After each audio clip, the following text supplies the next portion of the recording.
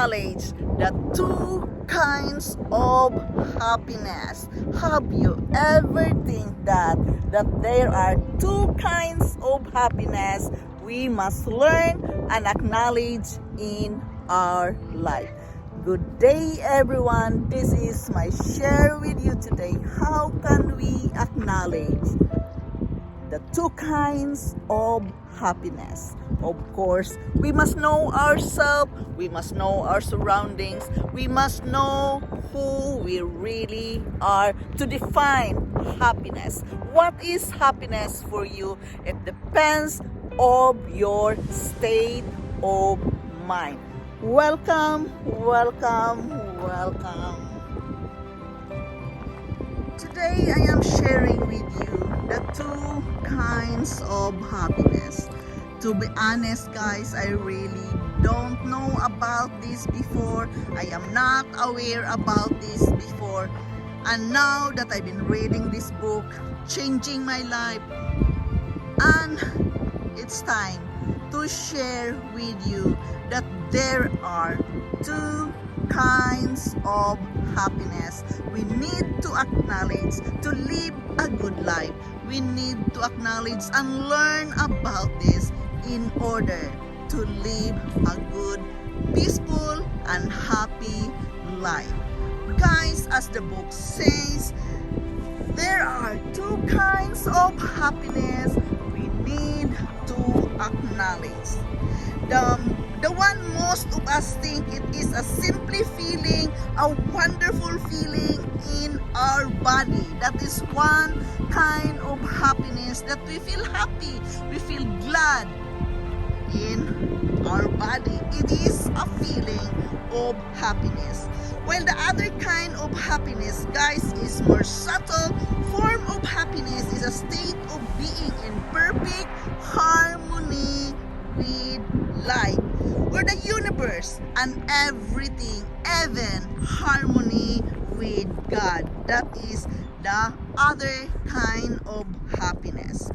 Of course, guys, it is depend upon what culture you are living.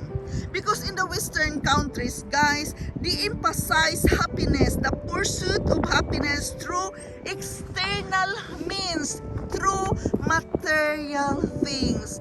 Many here in the Western countries, they are happy, they feel happy when they can acquire those materials needs they wanted.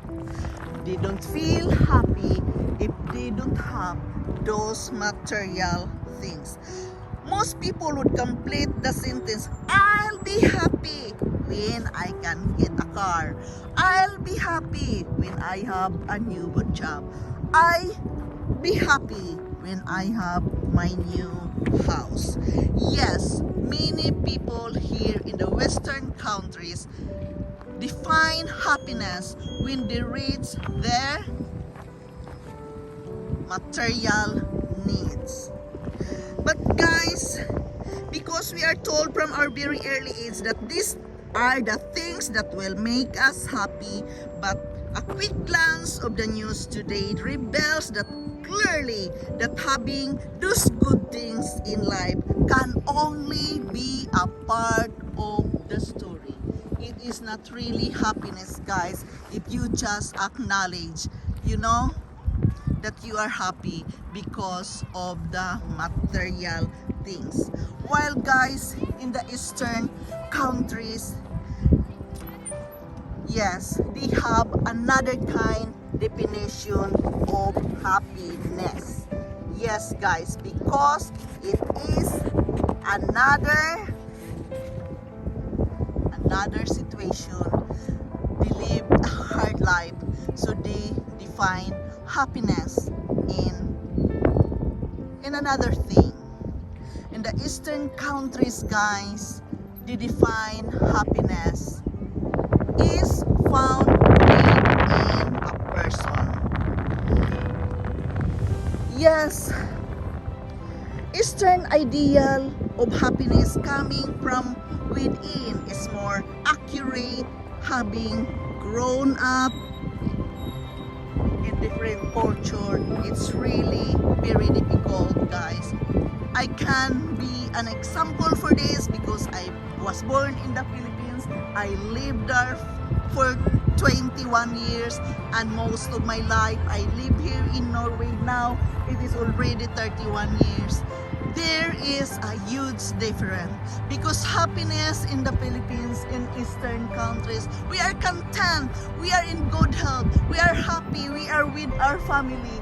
That is another kind of happiness. While here in the Western countries, we are happy when we can provide the needs, the material things which is we needed in the outside. It's not really a good thing, but you know, it depends upon the culture. But when all said and done, happiness is not a result.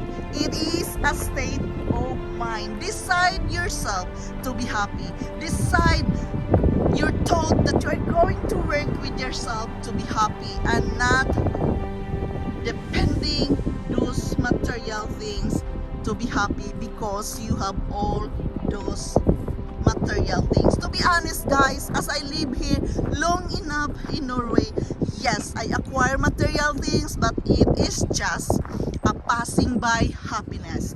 You can be happy with a certain bag or what is certain thing you bought for a couple of weeks, for a couple of days, but it is not really a happiness from within. Yes, guys, it is okay to be happy with all these things, with all these material things. It is okay, but remember, happiness starts from your own mind. You must decide for yourself that you want to be happy today. You must decide that you are going to make a difference for yourself. How to acknowledge the two kinds of happiness? It is a state of mind. You are going to decide it with your life how you want to live. Choose happiness rather than sadness.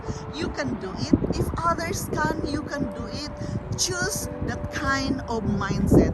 Of course, it is always a work and effort to change our mindset. But to acknowledge these two things, this is very important. Whatever culture you are now, happiness is not a result. Happiness is a state of mind and body.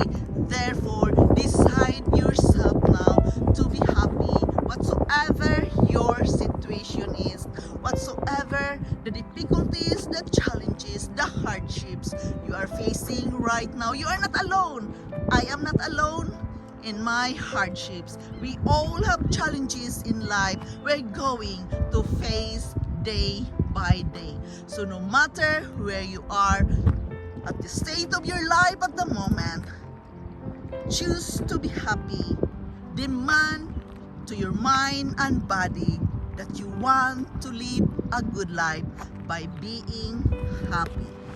So guys, this is very important that we must learn and acknowledge the two kinds of happiness. As the book says, guys, it is really a state of mind and body to be happy. It is a decision you have to make. You have to choose if you want to live a happy life. Yes, challenges and problems are just there to be solved. It is a part of our life journey. So guys, learn to be happy anyway at this very moment. Guys, remember, we have only one life to live. Take care of it. And the most thing, learn to be happy. That is the most important thing. Why? Because that can give us the strength, the energy, the good health to keep on going in this life journey. It is hard, I know it is hard, but we can all work with ourselves together. So learn to acknowledge the two kind of happiness. It is in your mind and in your body. Just acknowledge it. Thank you so much guys for listening. Thank you so much. I love you all and bye-bye.